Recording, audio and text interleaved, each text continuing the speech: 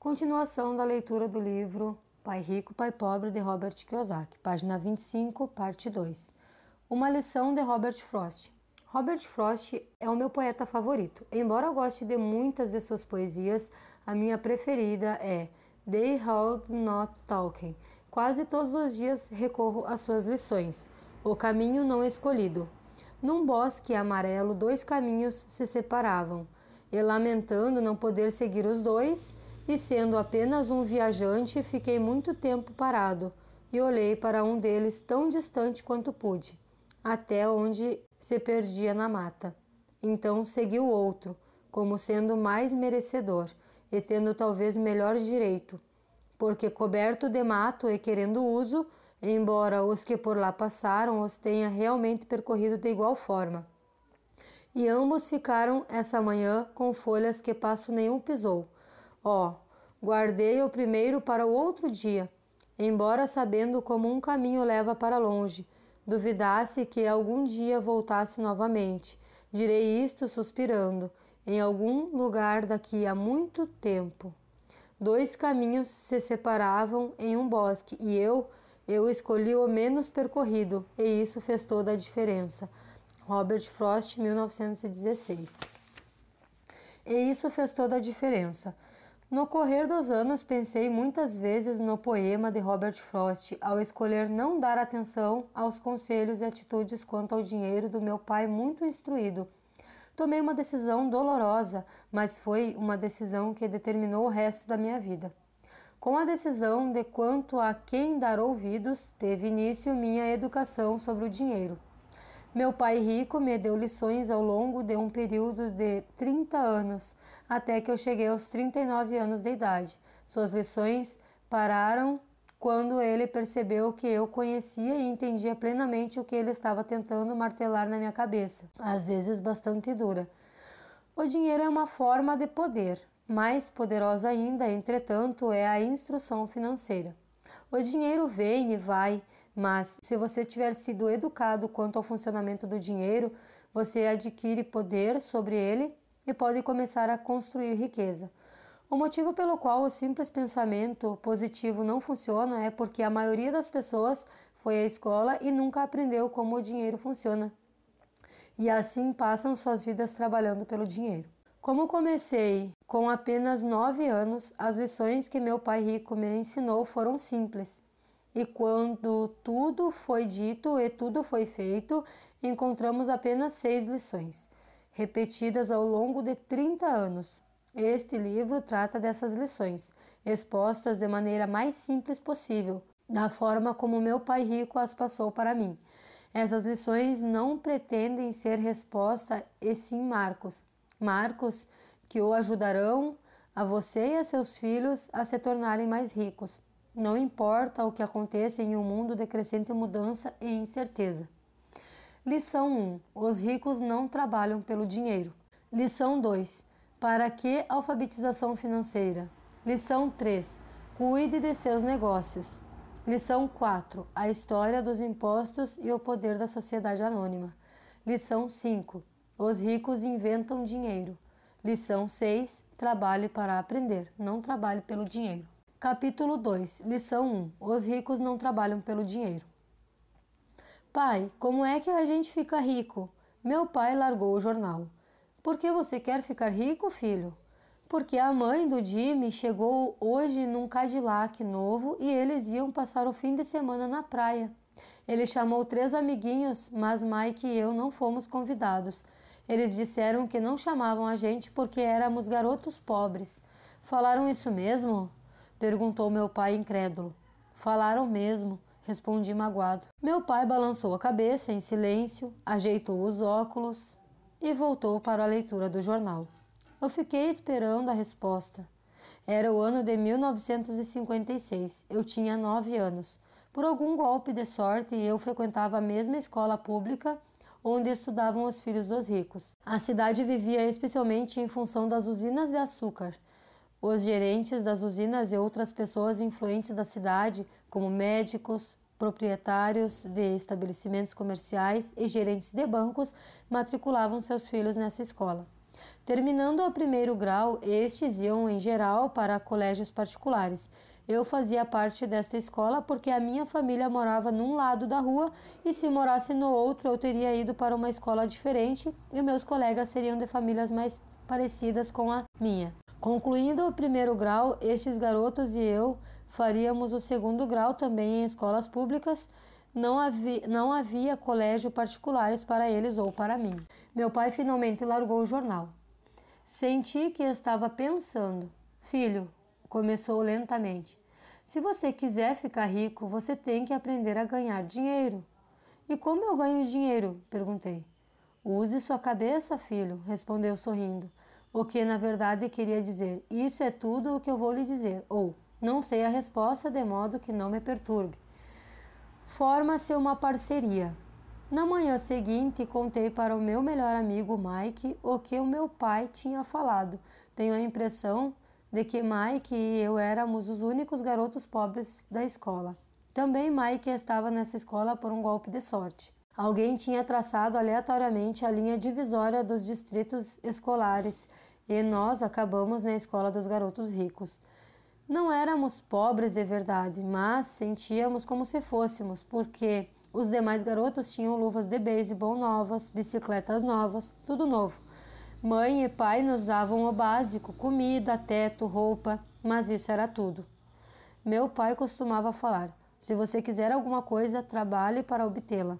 Queríamos muitas coisas, mas não havia muito trabalho disponível para garotos de 9 anos. E então, como ganhamos dinheiro? Perguntou Mike. Eu não sei, respondi, mas você quer ser meu sócio? Ele concordou e naquele sábado de manhã, Mike se tornou meu primeiro sócio nos negócios. Gastamos toda a manhã imaginando formas de ganhar dinheiro. De vez em quando falávamos dos caras legais que estavam se divertindo na casa de praia de Jimmy. Sentíamos uma certa mágoa, mas era uma mágoa boa, pois nos inspirou a ficar pensando em como ganhar dinheiro. Finalmente, nesta tarde, um lampejo surgiu em nossas mentes. Era uma ideia que Mike havia tirado de um livro de ciências que lera. Empolgados, demos um aperto de mão e a sociedade agora tinha um objetivo. Durante as semanas seguintes, Mike e eu percorremos a vizinhança pedindo aos vizinhos que guardassem para nós os tubos vazios de pasta de dentes. Intrigados, muitos adultos concordavam sorrindo, alguns perguntavam o que estávamos fazendo. Respondíamos, não dá para contar, é um segredo de negócios. Conforme as semanas passavam, mamãe ficava nervosa. Tínhamos escolhido um lugar perto da máquina de lavar roupas para estocar a nossa matéria-prima. Numa caixa de papelão que contivera vidros de molho de tomate, acumulava-se a nossa pilha de tubos de pasta de dentes usados. Finalmente, mamãe deu uma bronca. Não aguentava mais ver aquele monte de tubos espremidos na maior confusão. O que vocês estão fazendo, garotos? Perguntou. E não me venham novamente com a desculpa de que é um segredo de negócios. Deem um jeito nessa bagunça ou eu jogo tudo fora. Mike e eu argumentamos, explicamos que em breve teríamos suficiente para começar a produção. Dissemos que estávamos esperando que alguns vizinhos acabassem de usar as suas pastas para que pudéssemos recolher os tubos. Mamãe nos deu uma semana de prazo. Antecipamos a data do início da produção. A pressão aumentava.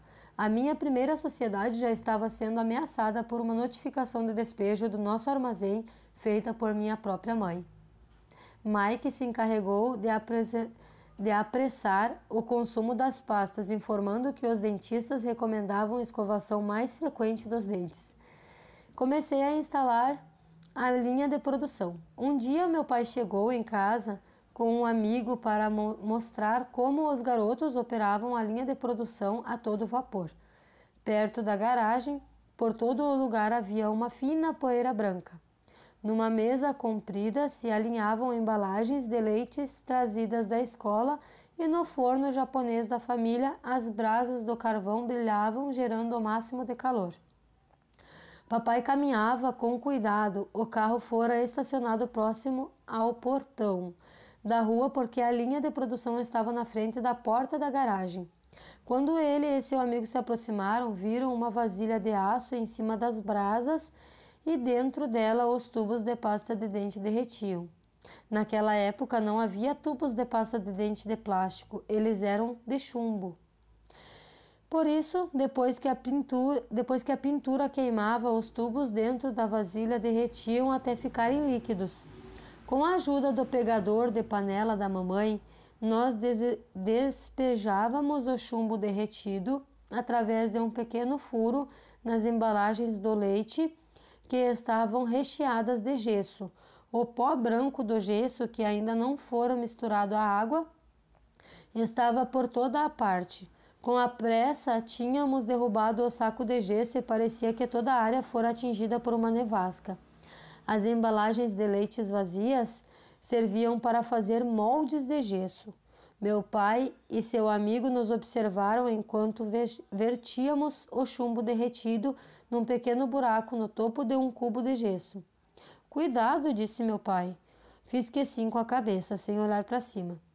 Quando terminei de colocar o chumbo derretido, larguei a vasilha e sorri para o meu pai. O que vocês estão fazendo? Perguntou com um sorriso cauteloso. Estamos fazendo o que você mandou fazer. Estamos nos tornando ricos, eu respondi. Somos sócios, disse Mike, sorrindo e balançando a cabeça. E o que há nesses moldes de gesso? Perguntou o papai. Veja, falei, esta vai ser uma boa fornada. Com um pequeno martelo, bati no selo que dividia o cubo em dois.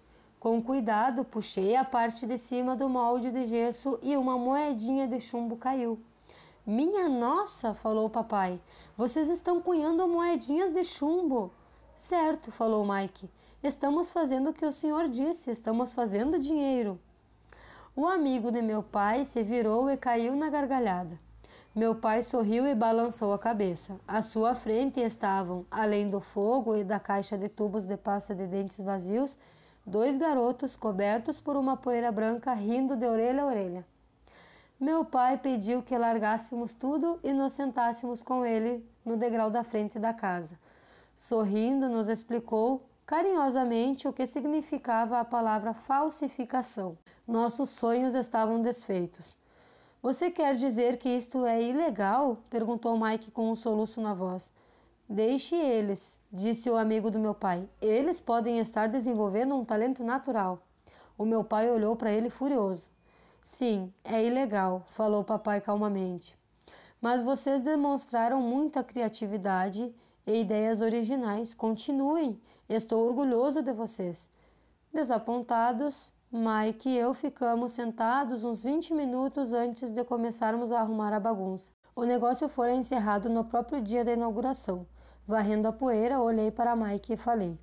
Acho que Jimmy e os amigos dele estavam certos. Somos pobres. Quando falei isso, meu pai já estava saindo. Garotos, falou. Vocês só serão pobres se desistirem. O mais importante é que fizeram alguma coisa. Muitas pessoas falam e sonham em ficar ricas. Vocês fizeram alguma coisa. Estou muito orgulhoso de vocês. Repito, continuem, não desistam. Mike e eu ficamos quietos, calados. Eram palavras simpáticas, mas nós ainda não sabíamos o que fazer. Então, por que você não é rico, papai? Perguntei. Porque resolvi ser professor. Os professores não estão muito preocupados em ficar ricos. Nós gostamos de ensinar. Gostaria de poder ajudar vocês, mas na verdade eu não sei como ganhar dinheiro. Mike e eu voltamos à arrumação. Falou meu pai. Se vocês querem aprender como enriquecer, não perguntem para mim. Falem com o seu pai, Mike. Meu pai? Perguntou Mike surpreso. Sim, seu pai, repetiu o papai com um sorriso. Seu pai e eu temos conta no mesmo banco e o gerente está encantado com seu pai. Ele me disse várias vezes que seu pai é brilhante quando se trata de ganhar dinheiro. Meu pai? Repetiu Mike incrédulo. Então por que é que não temos uma casa bonita, um carrão, como os garotos ricos da escola? Um carrão e uma casa bonita não querem necessariamente dizer que você é rico ou que você tem muito dinheiro, respondeu o papai. O pai do Jimmy trabalha na usina. Ele não é muito diferente de mim. Ele trabalha para uma empresa e eu trabalho para o governo. A empresa compra o carro para ele. Se a usina tiver problemas financeiros, o pai de Jimmy pode acabar sem nada. Seu pai é diferente, Mike. Ele parece estar construindo um império e desconfio que em alguns anos ele será um homem muito rico. Ao ouvir isso, Mike e eu nos empolgamos novamente. Mais dispostos, limpamos a confusão provocada por nosso defunto negócio. Enquanto limpávamos, fazíamos planos sobre quando e onde falar com o pai de Mike. O problema é que o pai de Mike trabalhava muito e às vezes chegava muito tarde em casa. Ele era dono de armazéns, de uma empresa de construção, de uma cadeia de lojas e de 3 restaurantes. Eram os restaurantes que o faziam voltar para casa tarde. Acabada a limpeza, Mike se despediu. Ele iria falar com seu pai à noite e perguntar se ele queria nos ensinar a ficar ricos. Mike prometeu me ligar assim que tivesse uma resposta, mesmo que fosse tarde.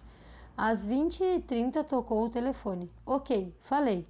Sábado que vem, e desliguei. O pai de Mike concordara em conversar conosco. Às 7h30 de sábado, peguei o ônibus para o lado pobre da cidade. Vou parar aqui na página 33 e no próximo a gente continua, tá? Curta, compartilhe e se inscreva no canal. Beijo!